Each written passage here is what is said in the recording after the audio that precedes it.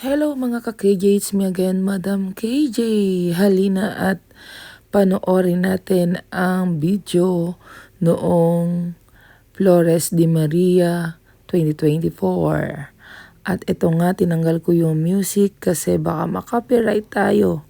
At ito nga yung araw na nangarag. Dahil kami nga mag-asawa na at that time ay Hermana. At anak ko ang Reyna de los Flores, kaya napaka-busy that time kasi ayan, make-up pa lang. Ay talagang napakaraming oras ng kinain, gawa ng ilan kaming nag-makeup, o diba? Syempre kung may make-upan yung anak, ay kailangan kasama din yung nanay at yung kapatid na babae. Pero syempre wala na ako sa video dyan at gawa ng yung ano lang to, para sa anak ko lang syempre yan, o diba? Ayan, talaga naman dito na nga kami magsisimula at talagang masaya naman ang araw na ito kasi andyan ang mga lolo at lola, ang nanay at tatay ko. At saka yun sa kabilang side ng asawa ko ay pumunta rin, kaya lang din na nahagip ng camera that time. Kaya ayan, yung anak ko ay talagang bata pa po. Mag-13 pa lang siya that time. Kaya medyo ano pa. Saka hindi naman siya sanay sa mga aurahan na yun. Ganda ni Mama Mary, oh.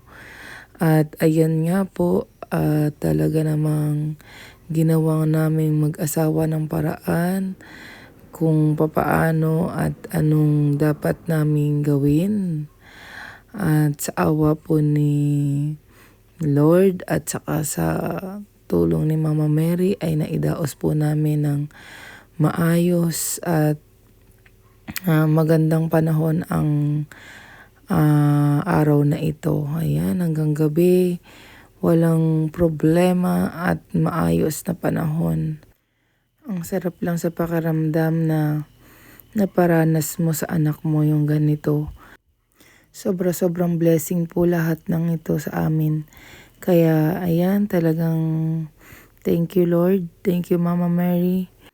Alam po namin na lagi kayo nasa tabi namin at maraming salamat talaga po sa lahat-lahat ng blessing na pinagkakaloob nyo sa amin, buong pamilya, walang karamdaman, kaligtasan, at sa masayang pamilya.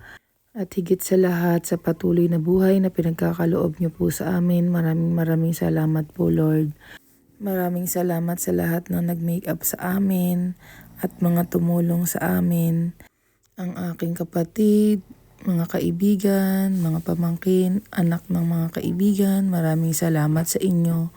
Kung hindi dahil sa inyo ay hindi rin to mangyayari. God bless us all, keep safe, ingat. Salamat sa lahat-lahat. Siyempre sa aming parish priest, talagang napakasipag. At sa lahat ng mga hermana ng 2024, God bless us all.